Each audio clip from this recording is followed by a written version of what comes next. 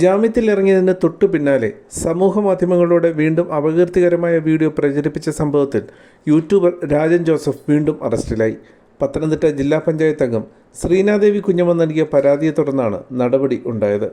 Rajan Joseph ജാമ്യവ്യവസ്ഥ ലംഘിച്ചെന്ന് കാണിച്ചാണ് Adoor police നടപടി സ്വീകരിച്ചിരിക്കുന്നത്. കൂട്ടുപ്രതി സിബി ജോസഫിനായും പോലീസ് അന്വേഷണം തുടങ്ങിയിട്ടുണ്ട്. നേരത്തെ പരാതിയെ തുടർന്ന് ജാമ്യമില്ലാത്ത വകുപ്പ് പ്രകാരം കേസെടുത്തതോടെ രാജൻ ജോസഫ് ഒളിവിൽ പോയിരുന്നു.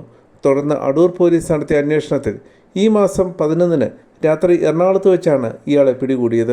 മലപ്പുറം സ്വദേശിയായ രാജൻ ജോസഫിനെതിരെ മറ്റു ചില പോലീസ് സ്റ്റേഷനുകളിലും സമാനമായ രീതിയിൽ കേസുകൾ നിലവിലുണ്ട്.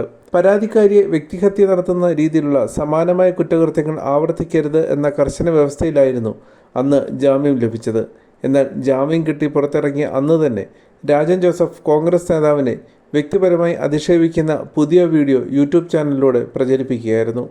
പുതിയ വീഡിയോ പുറത്തു വന്നതും ജാമ്യവ്യവസ്ഥകൾ ലംഘിച്ചതും ശ്രദ്ധയിൽപ്പെട്ടതോടെ അടൂർ പോലീസ് ഇയാൾക്കെതിരെ പുതിയ കേസ് രജിസ്റ്റർ ചെയ്യുകയായിരുന്നു.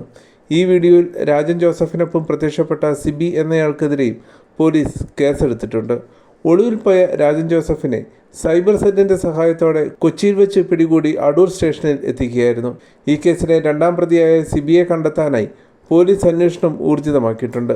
ശ്രീനാദേവി കുഞ്ഞമ്മയുടെ പരാതിക്ക് പുറമെ വയനാട് ചൂരൽമല ഉരുൾപൊട്ടലിൽ ദുരന്തത്തിൽ സർവ്വതും നഷ്ടപ്പെട്ട നൗഫൽ എന്ന യുവാവിനെതിരെയും ഈ യൂട്യൂബർ വ്യാജപ്രചരണം നടത്തിയതായി പരാതി ഉയർന്നിട്ടുണ്ട്. CPI നേതാവായിരുന്ന ശ്രീനാദേവി കുഞ്ഞമ്മ കഴിഞ്ഞ വർഷമാണ് പാർട്ടി വിട്ട് കോൺഗ്രസിൽ ചേർന്നത്. തുറന്നു നടന്ന തദ്ദേശ സ്വയംഭരണ തെരഞ്ഞെടുപ്പിൽ കോൺഗ്രസ് ടിക്കറ്റിൽ മത്സരിച്ച ഇവർ പത്തനംതിട്ട ജില്ലാ പഞ്ചായത്തിലേക്ക് തെരഞ്ഞെടുക്കപ്പെടുകയും ചെയ്തിരുന്നു. താൻ CPIയിൽ ആയിരുന്ന കാലം മുതൽ രാജൻ ജോസഫ് 20-ലധികം അപകീർത്തികരമായ വീഡിയോ നിർമ്മിച്ച് തന്നെ വ്യക്തിഹത്യ ചെയ്യാൻ ശ്രമിച്ചിട്ടുണ്ടെന്ന് ശ്രീനാദേവി കുഞ്ഞമ്മ പറഞ്ഞു.